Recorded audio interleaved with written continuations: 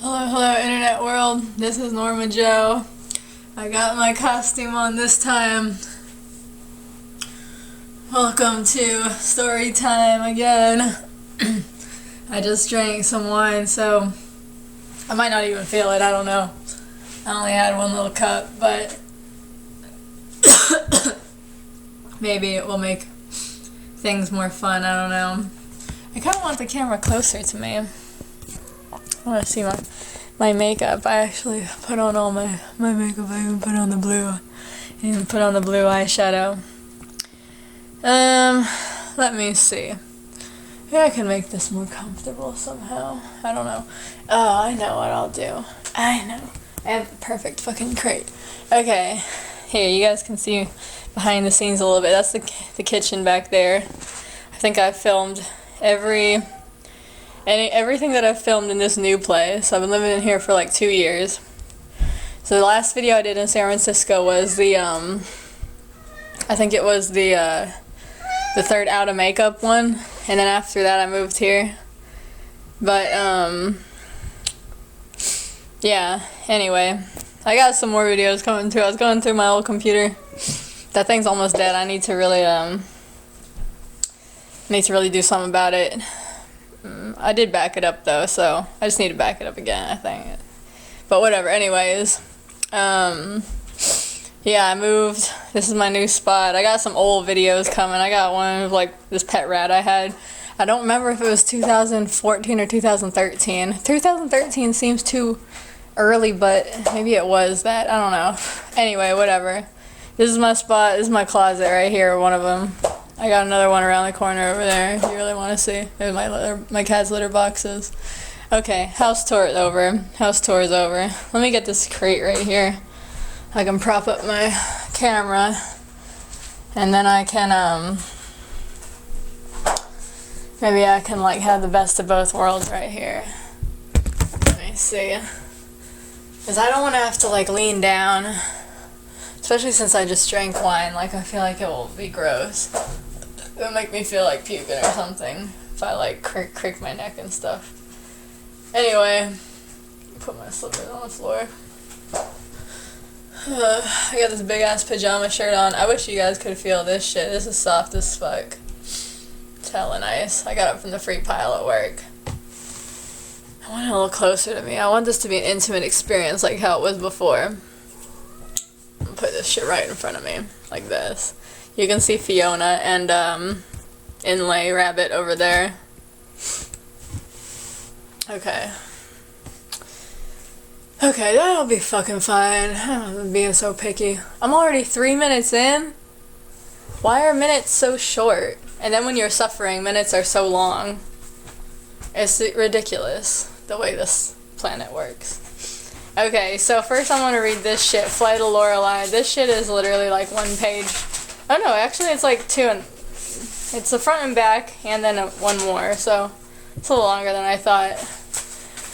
This story is actually older than Dream Song, I'm pretty sure, because I'm pretty sure I wrote Dream Song in 7th grade, and this is from 6th, and I remember it was from 6th grade. I went to a different school in 6th grade, got bullied hella fucking bad, was beaten up like every fucking day, and kids stepping on my hands and pushing me and like tipping my lunch tray over so I couldn't eat and shit like that. It was like fucking prison. So after that I went to a different school where the kids were, they still made fun of me, but they just called me bitch and asshole and shit like that. They didn't actually physically fuck with me. So anyways, I remember that this story was from 6th grade because there was this one lady, and you know what's so funny, because it was weird the way we met. Like, this lady, okay, there was this chick who was in like a wheelchair, like an electric wheelchair or something, and there was this lady whose job it was just to like be with that one girl, basically, as like her helper or whatever. And this lady, somehow me and her became friends. I think because she saw me at lunchtime, like, you know, trying to defend myself and just sitting on, you know, by myself on the bench trying to read a book or whatever. And she decided to be my friend. I don't know. Anyway, she was cool. I wrote this story and I remember giving it to her and her reading it. And she thought it was cool. At least that she acted like it. Anyway, wow, I'm 5 minutes in now, but this is the way story time goes. Story time is just hanging out with me. It's a whole other type of going out with Norma Joe. Just kind of sitting with me in my kitchen. I have a little bit more of that wine. That wine didn't have any of those fucking... It had shit on the bottle like, oh, this has notes of cherry and vanilla and blah, blah, blah. It didn't have any of that fucking shit. At least not that I noticed. I'm not a wine connoisseur or anything, so I can't taste any of that shit. But it was like $4 at the store, so what do you fucking want? That's why I bought it.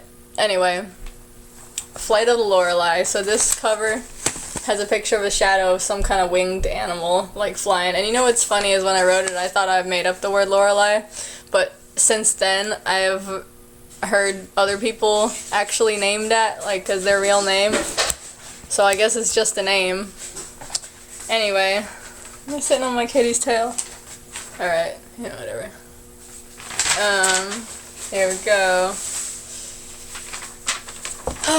Two creatures, two Lorelai, lay on the grass together. The Lorelai were strange animals. They looked mostly like people, but they had the feet of giant rabbits and the manes and ears of horses. They dressed simply in light slip-on robes that matched their hair. They were grazers. If a watcher saw the two together, he might think, interesting choice. Nowadays it would be they. I don't know why I said he. That's kind of like that weird, like, you know, back when they used to say he for, like, male and female. Like, he was the gender-neutral word. Which, anyway, whatever. That's like the old school way of doing it. Okay. He might think that they were mates, and he'd be wrong. They were too young, and there was a rival. According to Lorelai law, the two individuals could not become mates if there was a rival. The rival was called Fleming, an energetic Jack with dapple gray hair and amber eyes, and he wanted May, the young mare, with pinto pattern hair and sky blue eyes. All these fucking people have blue eyes. Fucking sue me. The other Jack was called Yecker, snowy white hair and topaz eyes, and he wanted May for himself. May liked them both, but she liked Yecker more.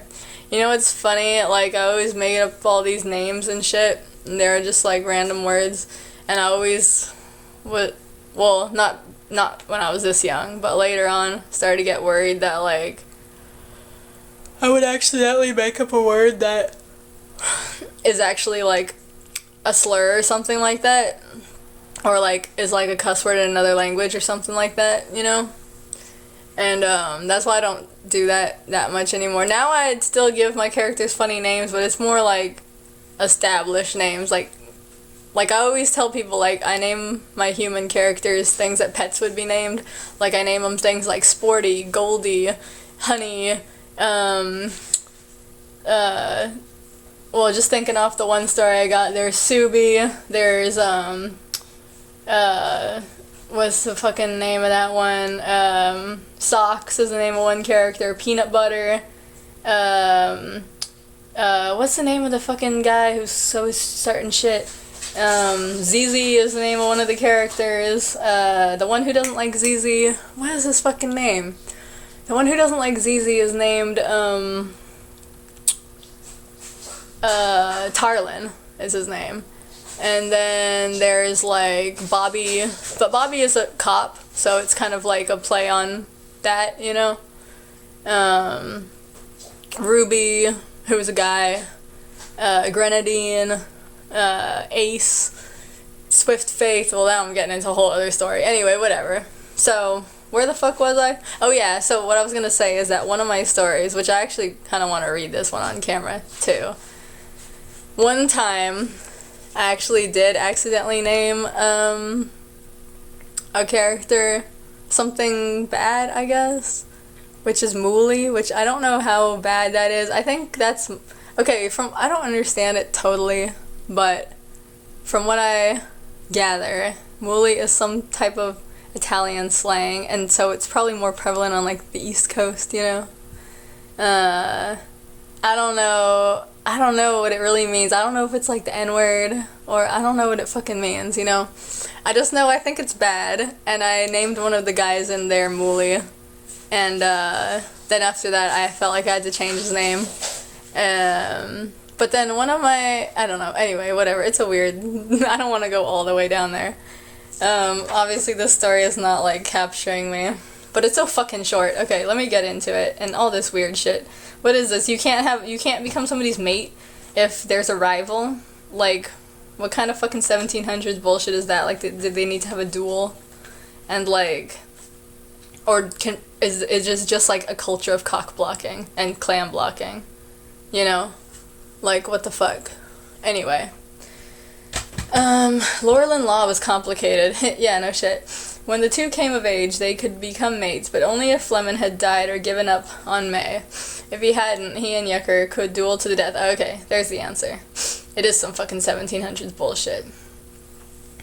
Oh, got my neck. If Yucker died before coming of age, May would have to take Fleming. That's fucked up.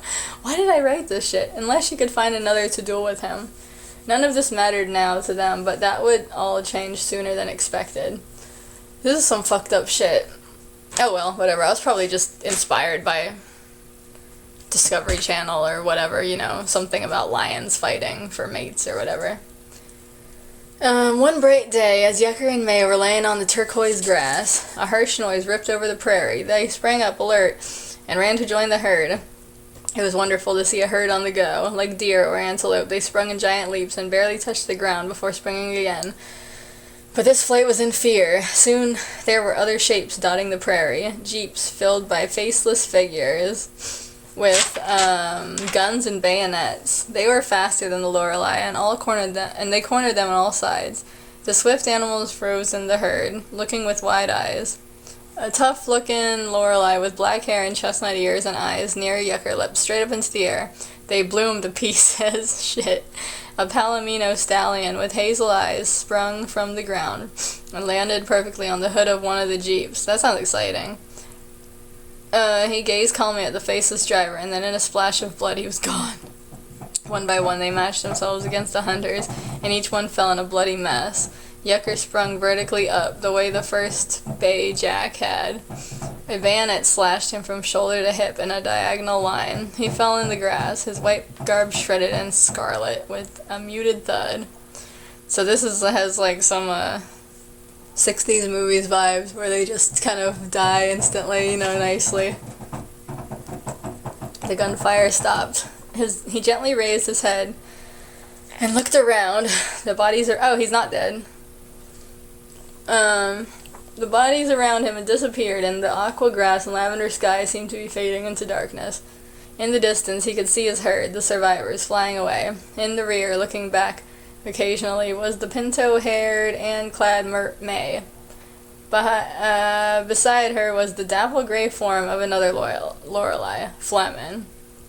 So I guess she has no fucking agency, but, I mean, it sounds like they're horses, not really humans. So... I don't know, whatever. Plus I was 11 years old. What do you fucking want, you know? I do have strong female characters, but not this time, I guess. I don't know, whatever. It wasn't important back then as much, you know? Okay. If this was dying, he thought it wasn't torture. He could still see tiny red tints among all the darkness of his vision. Then he felt something. It was like a giant hand squeezing him. He gasped for air and tried to wriggle away, but he was too weak. No, not so much weak as just tiny and helpless. He tried to remember what had happened. Nothing. Suddenly he was plunged into blinding white light. He couldn't stand it any longer, and he cried out, horrified and cold. Ah! That's what it says, like a little scream. Here you go, said the doctor, delivering the baby into his mother's shaking protective arms. It's a beautiful boy. The mother took her baby and held him close, finally able to relax. He had a strange birthmark, a jagged diagonal line from his shoulder to hip. Simple. Twilight Zone bullshit. Yeah. Let's go on to the next one.